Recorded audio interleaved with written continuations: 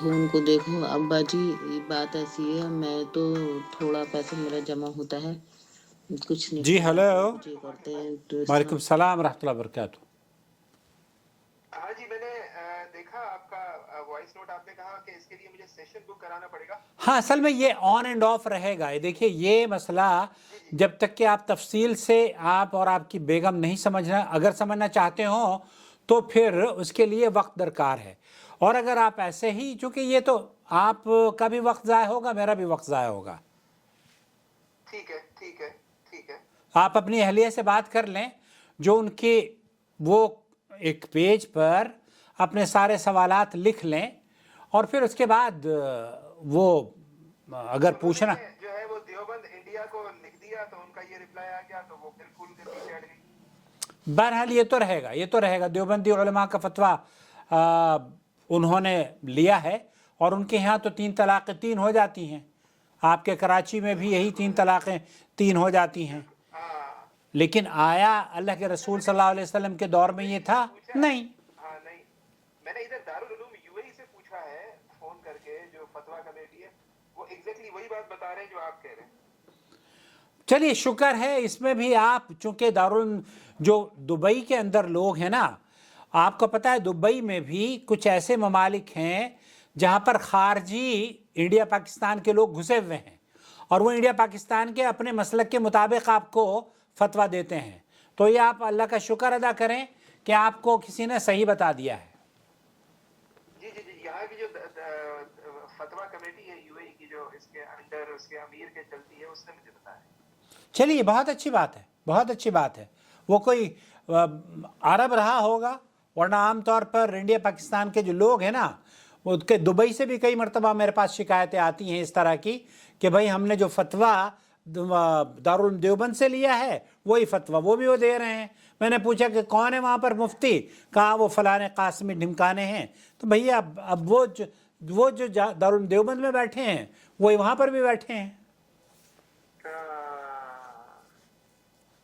بس معاملہ سینسیٹیو ہے، اس کو بہت سارے لوگوں نے ایسے ایسے لیا ہوا ہے۔ صحیح چیز، ہر کسی کو حلالہ اور گھر توڑنے میں بڑی خوشی ملتی ہے۔ بہرحال ہمیں کوئی خوشی نہیں ہے، نہ تو ہم حلالہ کروانے کی ترغیب دیتے ہیں اور نہ ہی آپ کی طلاق، بلکہ طلاقیں ہوتی ہی نہیں ہیں، یہ طلاقیں ہوتی ہی نہیں ہیں، کہاں سے لوگوں نے اللہ انہیں ہدایت دے دے بس۔ جی جی، اچھا یہ اس بخاری والا اور اس کا میں نے پھر بخاری جلد پڑھی ہے، اس میں بھی یہی لکھا ہوا ہے، اب بخاری کو مانے یا پھر صحیح مسلم کو مانے، اس حوالے سے آپ کیا کہیں گے؟ بخاری میں کیا لکھا ہوا ہے ذرا آپ مجھے بتائیے جو آپ نے سمجھا ہے۔ بخاری وہی ہے کہ 3 کو 3 مان رہا ہے۔ آپ یا تو آپ کو پڑھنا نہیں آتا ہے یا آپ نے غلط پڑھ لیا ہے۔ اچھا اوکے، میں نے صرف گوگل پہ لکھا کہ ڈائیورس ہے، اس پر بخاری شریف۔ ہاں بٹ گوگل کا فتویٰ آپ کو اللہ آپ کو ہدایت دے بھائی۔ بخاری شریف کا فتویٰ دیکھیے، امام بخاری رحمۃ اللہ علیہ گوگل نہیں ہے، گوگل میں اور امام بخاری میں زمین آسمان کا فرق ہے یار، یہ تو ناانصافی مت کرو۔ نہیں، میں نے صحیح بخاری لکھا ہے۔ صحیح بخاری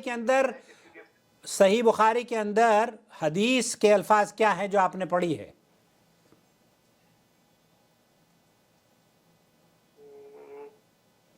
یہ اون ہمیشہ ایسے ہی رہے گا، یہ اون سے آگے آپ نہیں نکل پائیں گے۔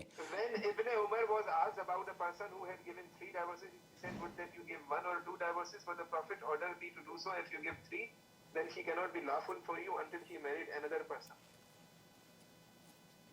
آپ 68 نمبر ہے جلد 2۔ اوکے، تو اس سے آپ کیا سمجھے ہیں؟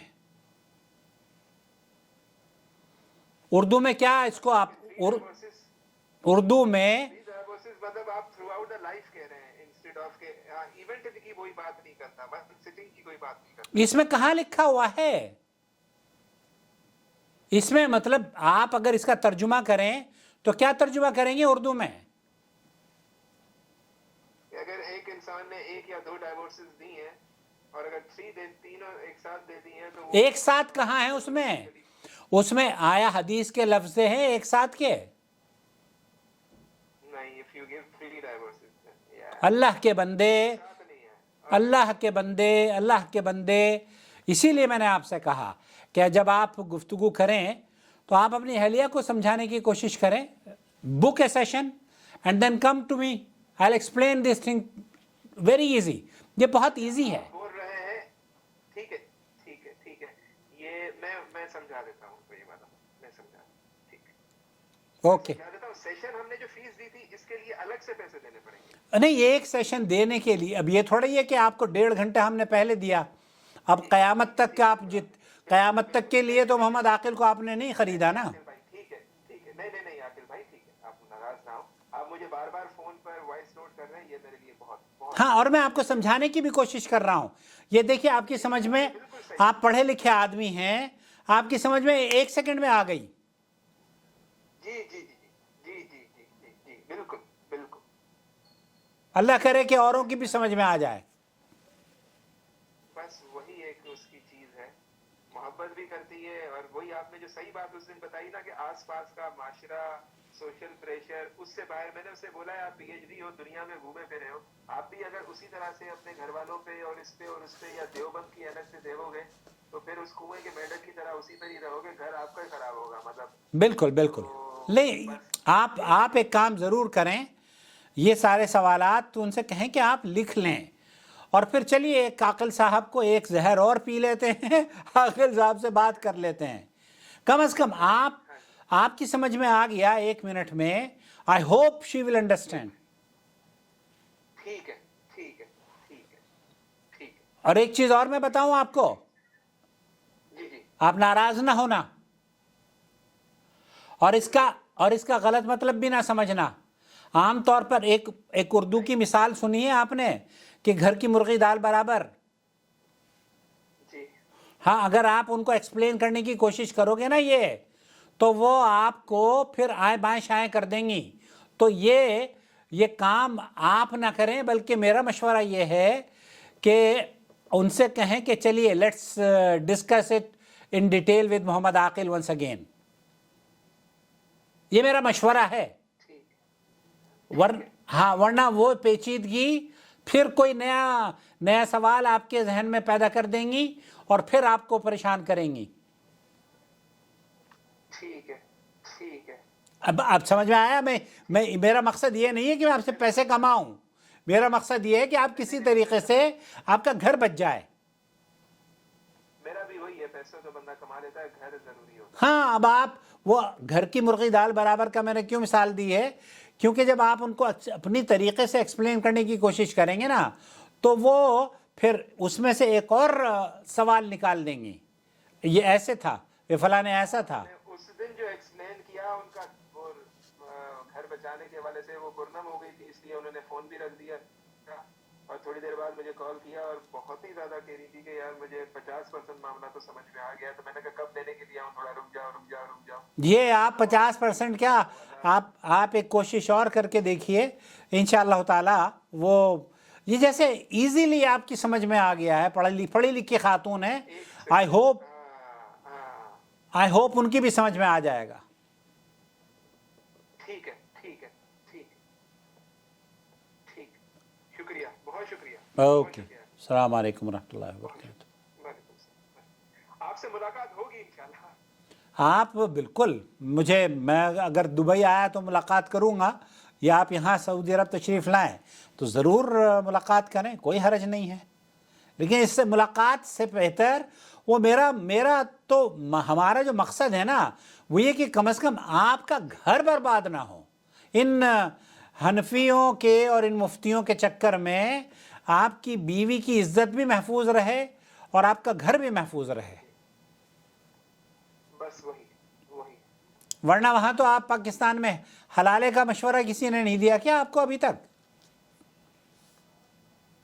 دکانیں کھلی ہوئی ہیں, دکانیں کرائے کے سانڈ دکانیں. اچھا میں ایک چیز اس پہ آپ کو بتاؤں, جس طرح سے طارق مسعود, طارق جمیل, یہ اتنے بڑے بڑے ریناؤنڈ نام ہیں, میری سمجھ سے باہر ہے. مطلب میں نے جب خود چیزیں پڑھی ہیں یا آپ کے میں نے لیکچرز وغیرہ دیکھے ہیں, ویڈیوز وغیرہ, تو مطلب یہ اتنے بڑے بڑے اسکالر ریناؤنڈ کیوں انٹرپریٹیشن غلط کر کے لوگوں کو جہالت کی طرف چھوڑتے ہیں, مجھے سمجھ سے باہر. آپ کی سمجھ میں 1 سیکنڈ میں آ گیا ہے حضرت. بالکل. اس کے لیے کوئی راکٹ سائنس نہیں ہے یہ. بالکل بالکل. بالکل ٹھیک ہے، اپنا خیال رکھیں. بالکل، بہت شکریہ. السلام علیکم ورحمۃ اللہ وبرکاتہ. ان کی سمجھ میں آ گیا ہے، اللہ کرے کہ اوروں کی بھی سمجھ میں آ جائے. اگر نہیں سمجھ میں آیا ہے تو کاؤنسلنگ سیشن بک کر لیں اور میں پھر فیس پے کریں. فیس پے کرنے کے بعد آپ کے ان طلاق کے ایشوز کو انشاءاللہ تعالیٰ سارٹ آؤٹ کر دیا جائے گا. طلاقیں ہوتی نہیں ہیں، مفتی وہاں پر کرا دیتے ہیں. اپنا بہت خیال رکھیں.